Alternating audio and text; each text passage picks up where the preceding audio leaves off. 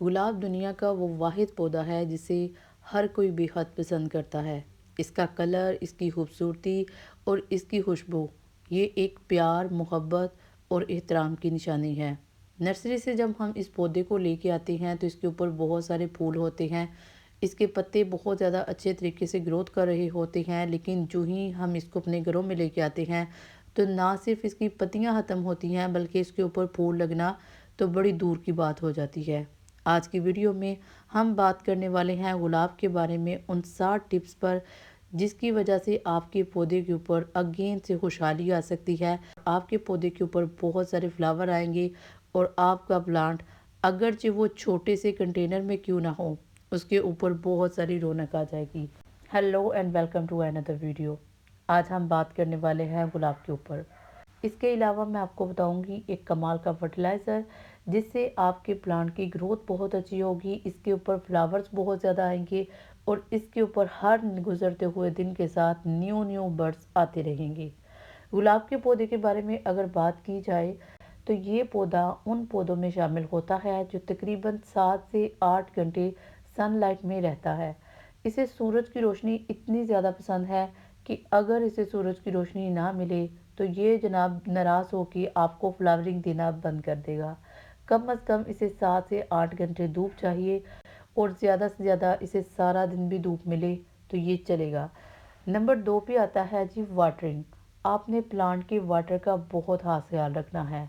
अक्सर लोग क्या करते हैं, इस पौधे को 3 से 4 दिनों के बाद पानी देते हैं। अब 3 से 4 दिनों बाद अगर इंसान भी खाना खाए तो वो भी उसकी भी जो है वो हालत ख़राब हो जाती है। प्लांट जो है चूँकि इसने फोटोसिंथेसिस करनी होती है और फोटोसिंथेसिस के लिए वाटर आपको पता है बहुत ज़्यादा नेसेसरी है। अगर प्लांट को वाटर नहीं मिलेगा तो इसकी ग्रोथ भी डेफिनेटली ख़राब होगी। तीसरी इम्पोर्टेंट चीज़ जो आपने गुलाब के पौधे के साथ करनी है, आपने टाइम टू टाइम इसकी प्रूनिंग करनी है। यानी अगर आपको नज़र आता है कि इसकी कोई टहनी जो है वो डैमेज हो चुकी है तो आपने फ़ौरन से इसको काट देना है, ताकि प्लांट जो है वो बिला वजह आपकी अपनी एनर्जी जो है वो इसके ऊपर ना लगाए, बल्कि अपनी बाकी शाखों के ऊपर लगाए, अपने फ्लावरिंग के ऊपर लगाए और अपनी ओवरऑल लुक पे ऊपर लगाए। इसके अलावा आपने अपने प्लांट की मिट्टी को चेक करते रहना है। प्लांट की मिट्टी कभी भी किसी भी हालत में हार्ड नहीं होनी चाहिए। अगर इसकी मिट्टी जो है वो हार्ड हो जाएगी तो इसकी जड़ें अंदर से खुश्क हो जाएंगी और प्लांट जो है वो सूख जाएगा। तो इसके लिए आपने क्या करना है, आपने इसको फर्टिलाइज़र देते रहना है। अगर आप चाहते हैं कि आपके प्लांट के ऊपर हर दिन के साथ नए नए फ्लावर लगते रहें तो आपने क्या करना है, आपने इसको 15 या 20 दिनों के बाद फर्टिलाइज़र देते रहना है। अब इम्पोर्टेंट बात यह है कि आपने इसको फर्टिलाइज़र कौन सा देना है। बहुत सारे फर्टिलाइज़र मिलते हैं, आप मार्केटों से परचेज़ कर सकते हैं, लेकिन मैं आपको बहुत ही आसान, सस्ता और बिल्कुल फ्री जो है वो फर्टिलाइज़र बताऊंगी। अब ये फर्टिलाइज़र है चाय की पत्ती। चाय की पत्ती एक नेचुरल फर्टिलाइज़र है। इसके अंदर एसिडिक प्रॉपर्टी होती है जो पानी के अंदर जो है वो मिक्स होके आपके प्लांट को एसिडिक बना देती है। इसकी मिट्टी को जब एसिडिक बनाएगी तो ऑटोमेटिकली इसके ऊपर फ्लावरिंग आना शुरू हो जाएगी, क्योंकि जितने भी पौधे हैं फ्लावरिंग वाले वो हमेशा एसिडिक मिट्टी को पसंद करते हैं।